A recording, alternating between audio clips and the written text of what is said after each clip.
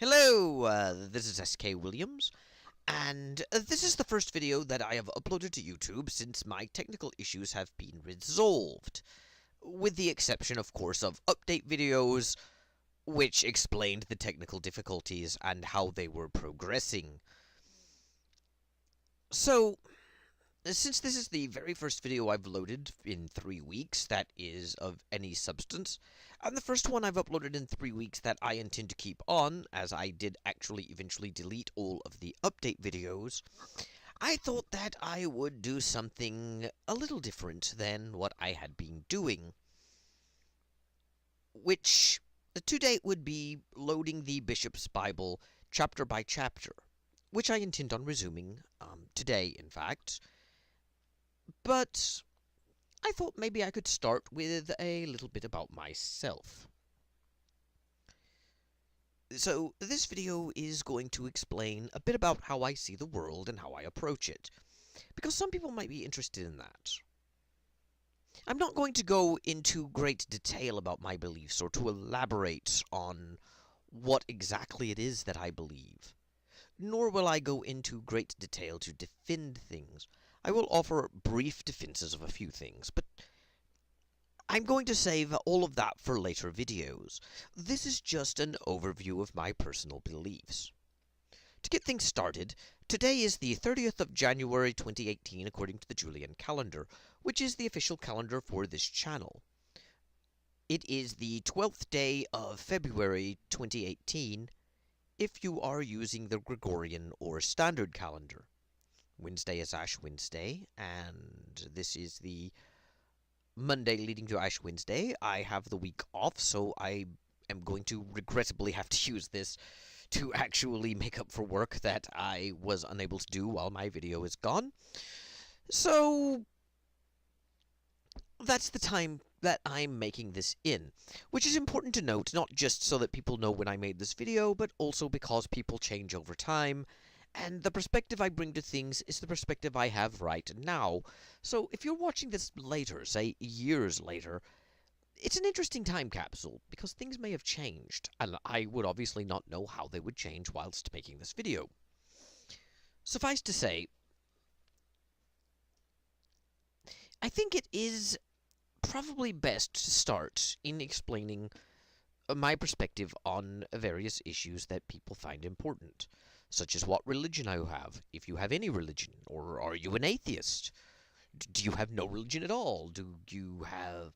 What political beliefs do you have? If you're an American, are you a Democrat or a Republican? Or conservative or liberal? Or what do you think of immigrants? And other topics like that. And believe it or not, those aren't really the most important issues, except maybe the religion one. Because politics is layered. A good example of that would be the most recent presidential election. You were given a choice, essentially, between two candidates. There were other candidates running, but third parties don't really have much of a chance of winning. The candidates that you could choose from were Hillary Clinton and Donald Trump. But it didn't really matter which of the two you voted for, because it doesn't really tell you much about yourself. People may have voted for Hillary Clinton, for instance, less because they liked her, but more because they did not like Donald Trump. And the reverse was also true. Some people voted for Donald Trump less because they liked Donald Trump and more because they wanted to keep Hillary Clinton out of the White House. And there's a range of things as well. Let's suppose that someone voted for Donald Trump because they thought he would be good for the economy, but don't necessarily agree with everything he says or does, and doesn't really want a wall built with Mexico. It is entirely possible to vote for someone and not actually share all of their beliefs or agendas. And that's sort of the difficulty that you have when explaining yourself to people in general, not just in politics, but in everything else in life. A good example of that would be if someone says to you that they are a Christian. That really doesn't tell you much about them at all. Because a lot of people identify as Christian who don't read the Bible, go to church, or try and live by it in any way.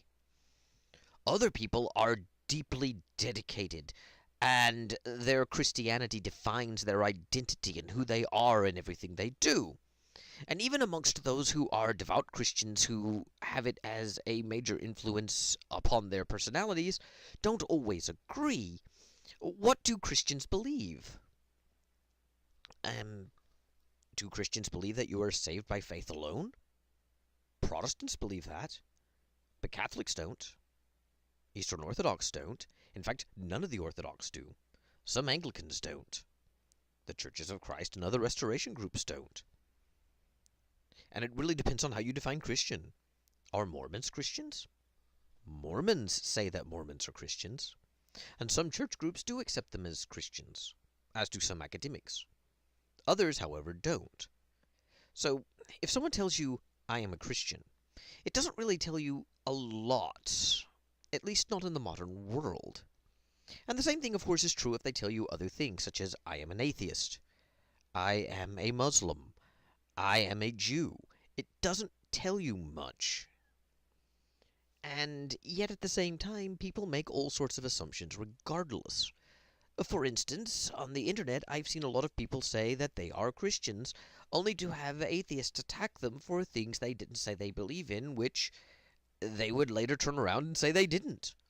For instance, I've seen someone say that they were Christian, only to have an atheist mock them for how stupid they are for believing the Earth is only 6,000 years old, when science proves it is around 4 to 6 billion years old, and denying evolution when we know evolution is a fact. Only to have the Christian tell them that they aren't young Earth creationists. They fully accept that the Earth is several billion years old. They fully accept that evolution occurred. Being a Christian does not automatically mean that you are a young Earth creationist. Being a Christian does not automatically mean you are politically conservative. Being a Christian does not automatically mean that you believe the Earth was created solely for man and can be exploited however man sees fit. Just like being an atheist doesn't mean you support women's rights, or that you believe in abortion, or that you support same-sex marriage, or any of the other issues that for some reason people assume that you believe in if you're an atheist. And that's sort of the problem with describing your own beliefs in a short video like this. Well, relatively short. I don't expect it to be a 2-hour-long movie, but it's probably going to be long by YouTube standards. You see, I can't just tell you, hey, I'm a Christian, hey, I'm conservative, hey, because you will make assumptions, even if unwittingly, that will inevitably prove wrong on some points. And not just a few minor details, but big, broad things. A good example of that would be that I am very, very dedicated to environmental protection and the protection of natural resources. But as much as this is assumed to be a left-wing ideal in America, which is where I live, I'm not really left-wing politically. I'm actually very conservative in my social and moral views. I just think that protecting the environment is a good idea. So, it's a bit difficult describing yourself when it comes right down to it. I live in Tennessee, which is a state in the United States for those outside of the U.S. who didn't necessarily know that. It is a rural and very conservative area. It has low crime rates and very clean air. Although recently we had windstorms a few months ago that knocked down between 20 and 30% of our trees, which is a disaster on the state level, we are taking care of that.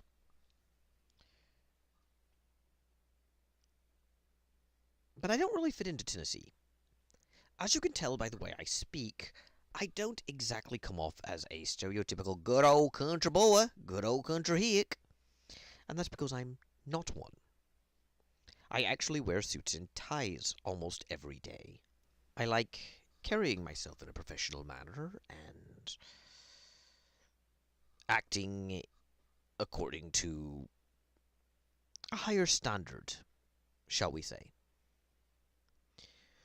Which may contravene some conventions people have of those who live in Tennessee, but believe it or not, while most Tennesseans are not necessarily as formal as I am, most of them don't really fit the stereotypes either. They basically act like normal Americans. Which is why it is sometimes best not to make these sorts of assumptions. Because even though stereotypes make thinking faster and easier, they often lead you to the wrong conclusion because they are based on inaccurate assumptions. With all that out of the way, I realize I haven't really told you much about myself, even though I am the subject of this video. But I thought I had to get that out of the way before I begin. You see, a large part of what I say will be filtered through an existing narrative. And I'm just trying to get you to understand that I don't necessarily share the paradigm that a lot of people are bringing to the table. And I don't necessarily fit the paradigm that they bring to the table. A good example of that would be I am living in Tennessee, I am an American citizen, and you would expect me to be very fond of the concept of we the people being in charge. Having a democratic government in which we bow to no kings and which we're all free. So it may surprise people to learn that I am actually a monarchist. I don't like the American form of government. I live here because government isn't everything, and I have other reasons, but I don't really like the American form of government, which happens to be based on a philosophy that the whole world seems to have embraced. I'm not really that fond of democracy. Which doesn't mean that I don't think people should be free to live their own lives. I actually do. However, I don't associate democracy with freedom like most people do in the modern world. I don't think that the only way we can have individual rights protected is to have every public official democratically elected that has any power. I think, in fact, that sometimes elections and having elected officials is detrimental to that freedom. Again, I will elaborate on that in a future video, but I actually think that having a monarchy provides greater stability and, thus, can create a better environment in which people can thrive and cultural institutions can endure. And I don't really think monarchy is inherently an enemy of freedom. Indeed, I think monarchy has a better chance of preserving freedom than does democracy. That's not to say that a monarchy will inherently protect freedom. No form of government does, just as no form of government will automatically deny it. Even a dictatorship in which one man has absolute rule isn't necessarily going to deny individual rights and freedoms. That's not to say I am defending dictatorship. It's just an example. Of course, a lot of you will say I am defending dictatorship. Monarchy is, by definition, dictatorship, isn't it? Well, no, it's not. You see, I'm a constitutional monarchist. I think that the king should have real power. I don't think that the king should be a ceremonial head of state with no power at all. But I don't think that the king should have absolute power. But that's not because of the old adage, power corrupts and absolute power corrupts absolutely. I don't really believe that adage to be true. It's just that I understand human nature, and kings are going to be like everyone else. They are going to be human, and it is best to mitigate against potential damage. But humans are inherently hierarchical in nature, and all societies are hierarchical. Even those like America, which tell you from day one that we are all equal and that no one is better than another and there are no social standards and hierarchies. We, the people, are in charge and there is no one to lord over us, actually operate in a hierarchical system in which certain people lead and others follow. It's just that we're dishonest about it and don't actually establish any rules that would formalize this hierarchy, which, frankly, I see as leaving us open to greater corruption rather than less corruption. Monarchy is a reflection of the natural and divine order of things, and I think that we should probably embrace it more than we should embrace democratic ideals and absolutism. And I think this would also help explain a lot of other things about me. For instance, I am actually a traditionalist. I think that society should not simply abandon tradition because it is old or that tradition holds us back. I'm not a traditional absolutist in which I think that because something is traditional it must be preserved, but I do think tradition should inform our decisions and should be preserved because they define our culture and heritage, and we should only revise and amend traditions when necessary to do so, and abandon traditions only if they have proven detrimental, rather than assuming that tradition is bad simply by virtue of being tradition. You cannot have a society without tradition, in fact, and we should honor and revere tradition, not tear it down or see it as evil. I believe in a traditional social order as well. I don't really support same-sex marriage. I think marriage should be between one man and one woman. I already know the arguments of marriage has changed multiple times. I will get into that later. But I don't really support same-sex marriage. I don't see any actual viable use for it. It actually just undermines the concept and reduces marriage to nothing more than something people want to do. I also don't think that a personal liberty should translate to not having any sort of responsibilities, obligations, or duties. I think that our society is perhaps too hedonistic and favors pleasure and personal interest over duty or higher idealism, and I find that to be one of the great tragedies of the modern world, the abandonment of a concept of duty and obligation.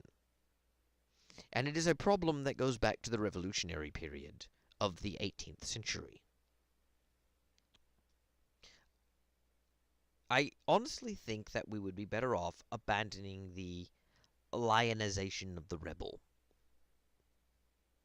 With that said, I do not support violent revolutions against any government either, including the historical ones such as the American Revolution.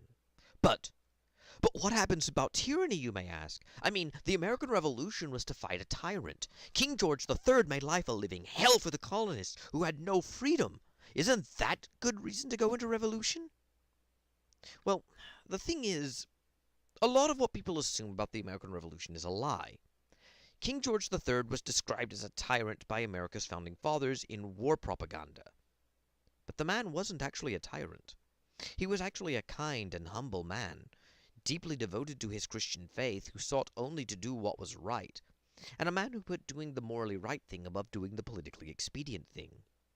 Ironically, this is why he is remembered as being a tyrant, because people like America's founders can much more easily manipulate that image when the other man will not fight back using dirty tactics. And America's founding fathers were far from honest men of integrity. If you read their biographies, you'll know what I mean. And that's sort of the problem that I have with revolutionaries. We lionize them now when we pretend that they were moral and just and good and pure, but more often than not, they're very self-serving, very arrogant, and very given to violence and deceit. And that includes our heroes like Thomas Jefferson, James Madison, or even George Washington. Revolutions are not a solution to anything. They always make things worse. Even the American Revolution objectively made things worse. Taxes were higher and money went down. I will do a video on that later, but I do not support revolution, and I do not lionize the rebel. I find that there is more nobility in obedience, even to an unjust authority, than rebellion against a lawful authority.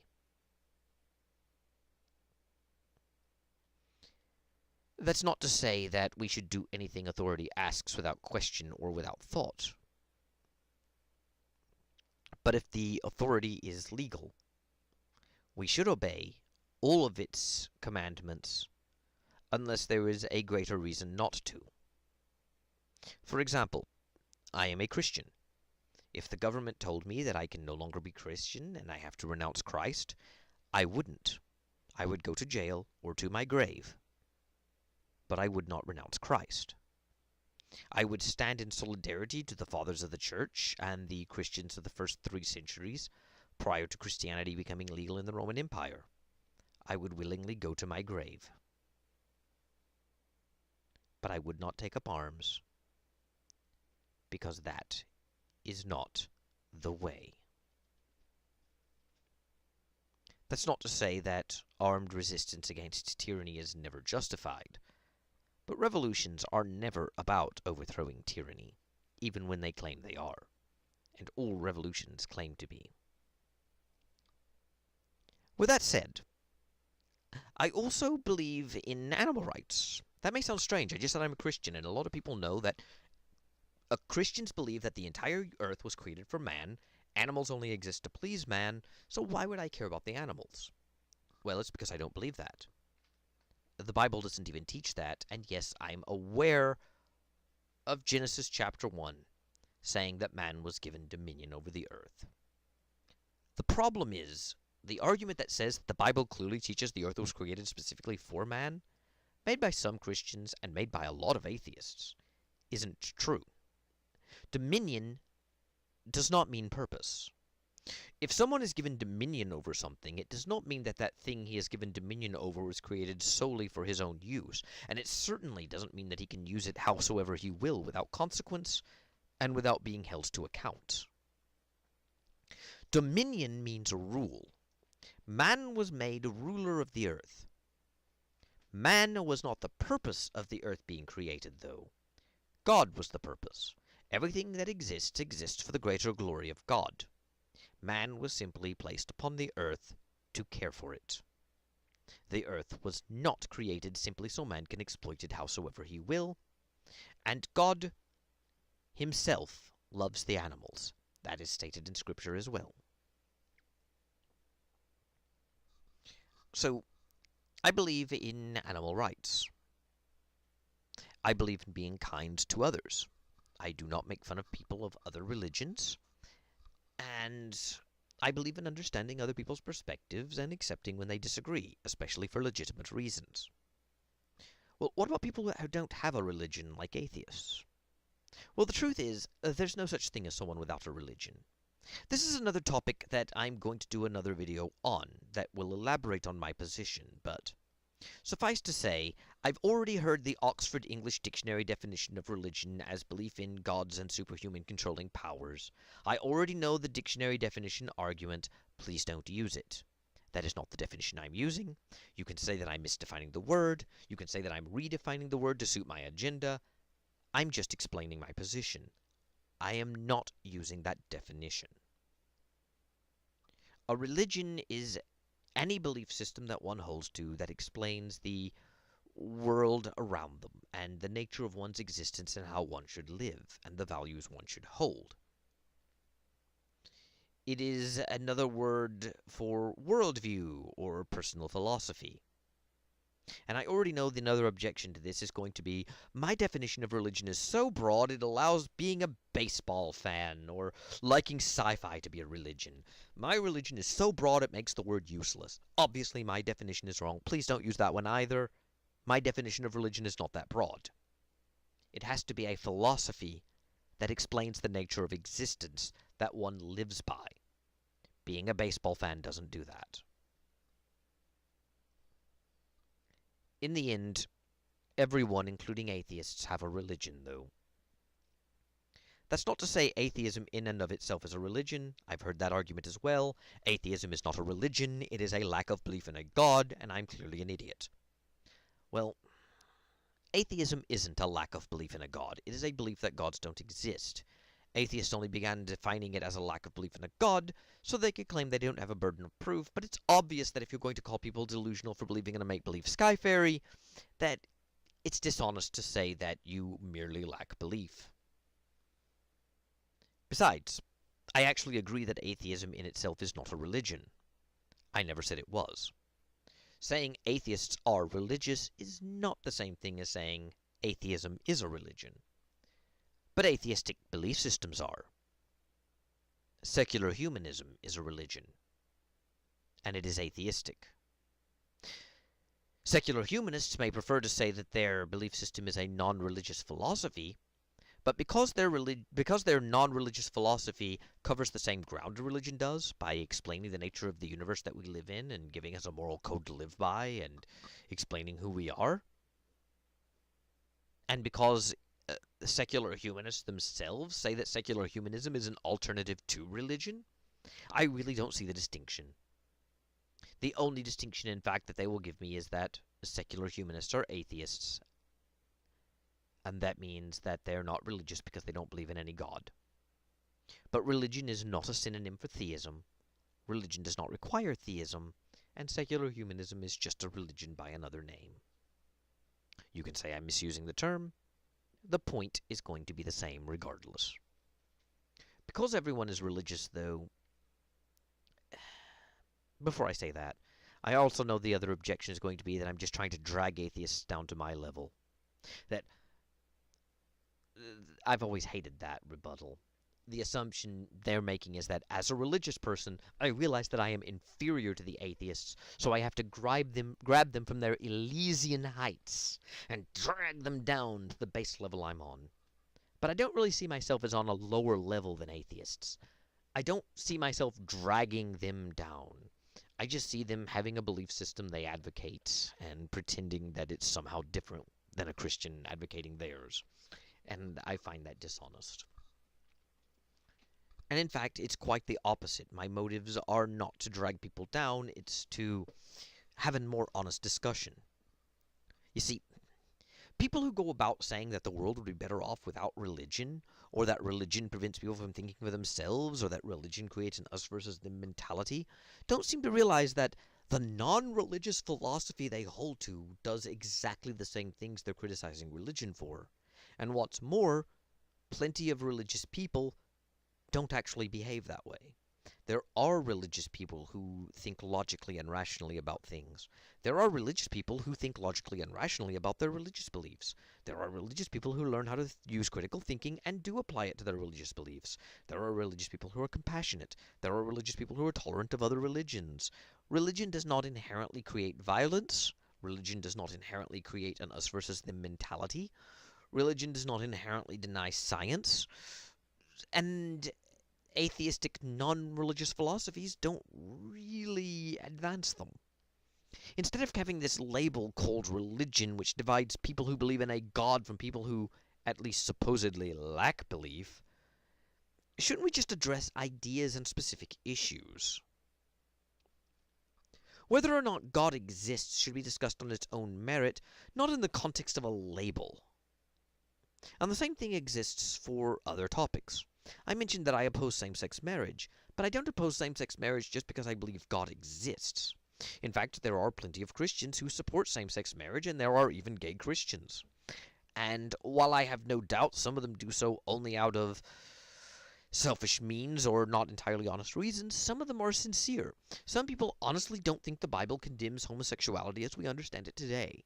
And if that is their honest opinion, I will respect it. Believing God exists does not automatically mean you oppose gay rights, or abortion, or science, or evolution. We've already discussed that earlier in the video. And that's sort of the problem. You can't blanket the entire term with problems. You can't say religion causes violence. And I know there's a popular poster, "Imagine no religion," quoting the old John Lennon song Imagine no religion, and it shows a picture of the two towers. Well, that's not really an honest argument. Because let's face reality, there have been atheist terrorists. There have been atheists who have torn down buildings and murdered people. There have been atheists who did that specifically to promote atheism, even though they like saying that no one has ever killed in the name of atheism. And what's more, religion didn't destroy the two towers. At most, you could say Islam did, but not all religious people are Muslims. Why should a Christian be guilty of tearing down the two towers? Just because a Christian is religious, and so is the Muslim? That's a stupid argument. What about pacifists, who are pacifists because their religion says so? Do Quakers have blood on their hands because of 9/11? Even Christian atrocities don't make sense in that context. People like talking about crusades and Inquisition and witch hunts and look how bad Christians were.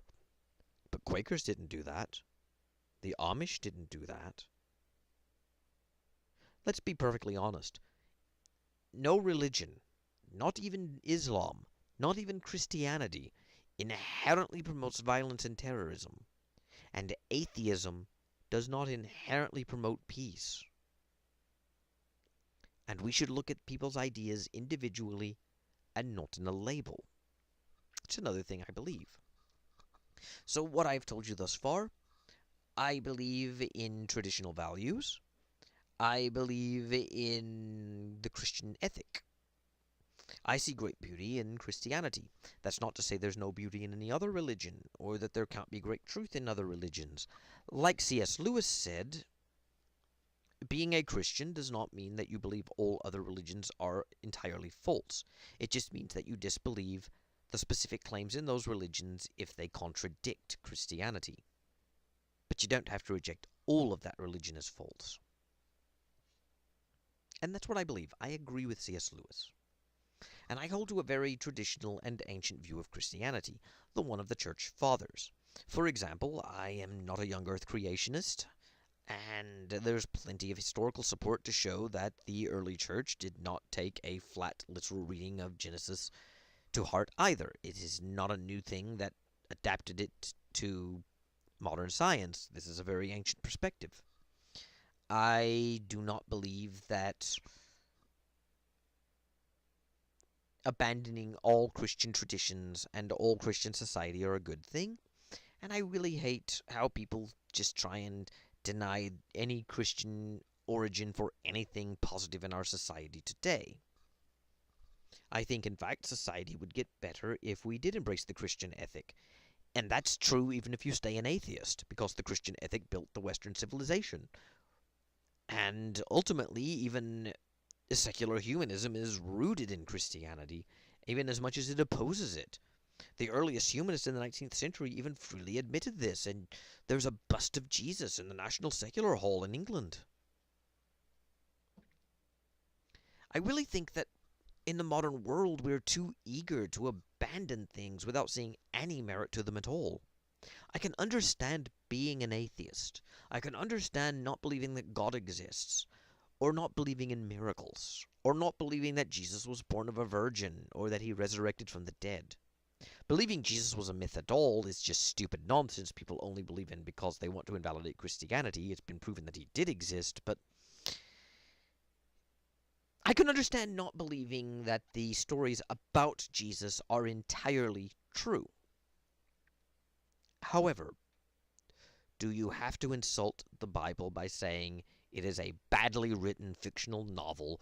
It's like Harry Potter or Lord of the Rings, except Harry Potter and Lord of the Rings are better written, and that the Bible is trash, and the Bible promotes, and the God of the Bible loves it when children are murdered, women are raped, and people are enslaved, and all the other usual Tommy rot.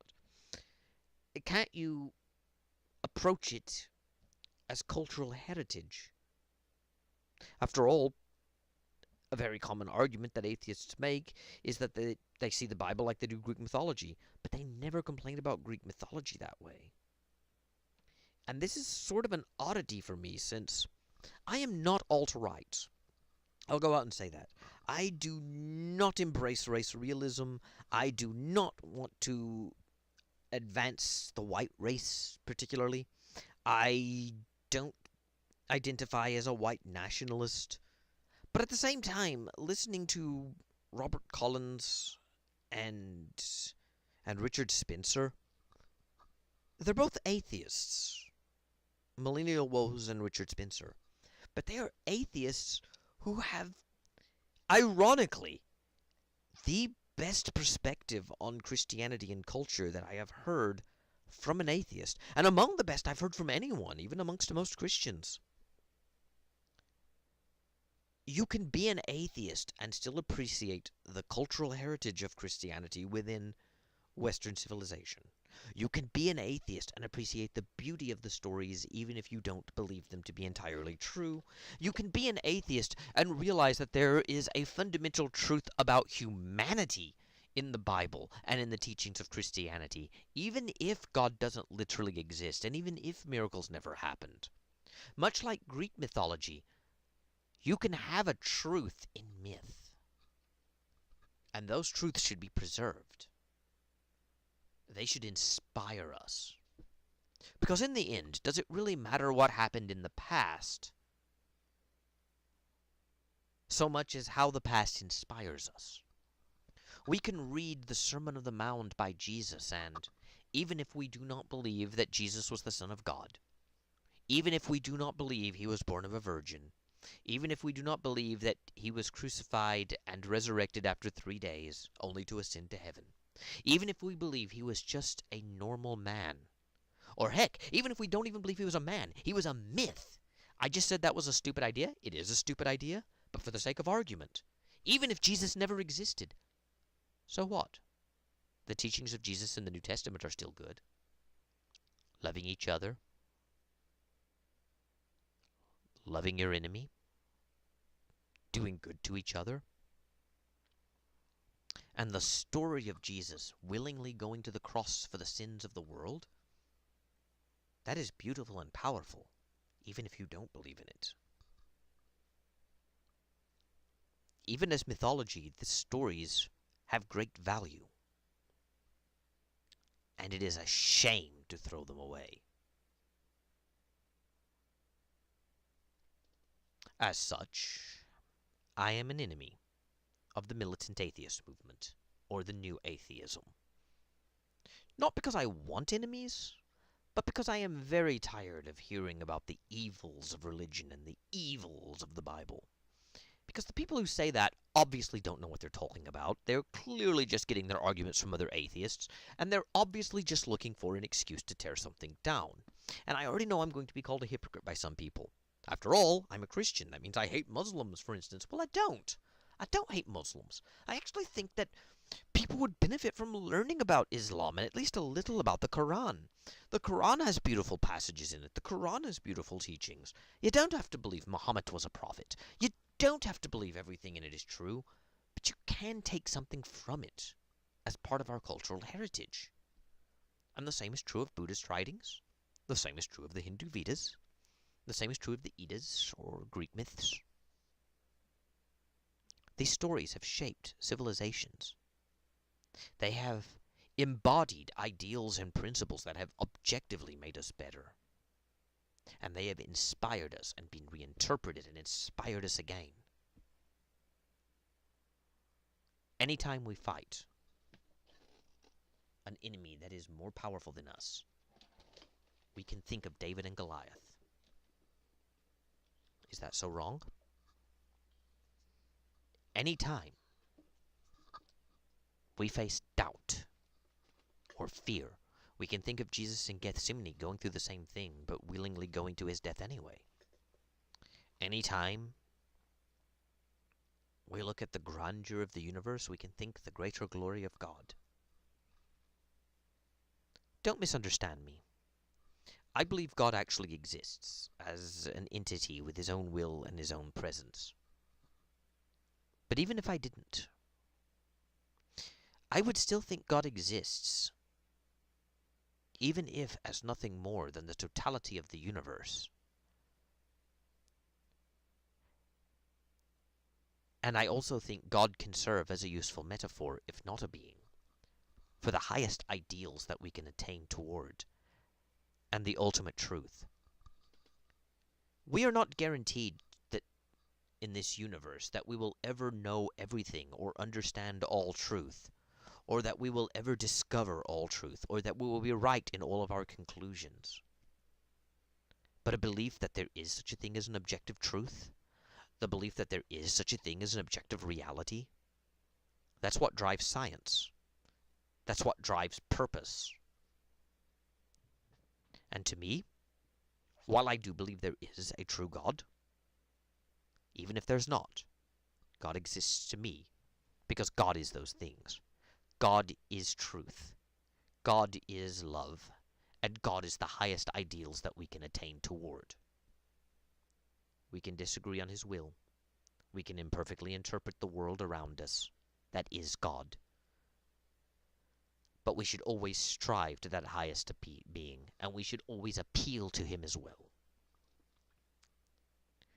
In a way, one of the things that I most stand for is asking atheists to believe in God, at least on that level. And as much as I find race realism and white nationalism to be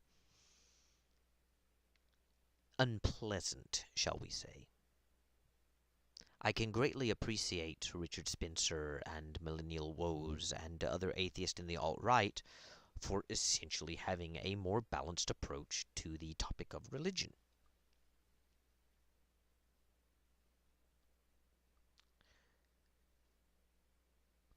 And I think that, in a way, that's why I created an educational site. I want to be fair and balanced and neutral in what I present. I know I'm presenting the Bible on this site, but this is not an explicitly Christian site. I myself am Christian, but this is not a ministry. I actually intend on putting other works, including other scriptures, up later, like the Quran. So, the Book of Mormon and the Vedas and such. So, really, I think that that's probably the greatest driving thing. And it goes back to what my favorite verse in the Bible actually is. My favorite verse in the Bible is Proverbs chapter 4, verse 7. It's not in all Bibles, believe it or not. It's not in the Septuagint. But it does actually speak to me. Wisdom is the principal thing. Therefore, get wisdom. And with all thy getting, get understanding. And I think that that is perhaps a driving force in my life, a quest for understanding.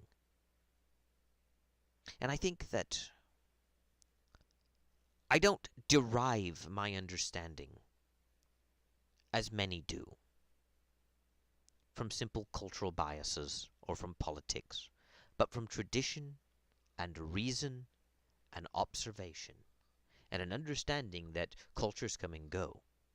But that which endures has to have something that causes it to endure, and some truth to it. This video is actually longer than I thought it would be. So, I'm going to sign off now. I don't have much else to say, I suppose. Well, in reality, I do. I'll do another video about myself later in the future, one that's a little more coherent. But for now, I'll sign off. I'm back. I will be doing more videos in the future. Thank you. God bless. And goodbye.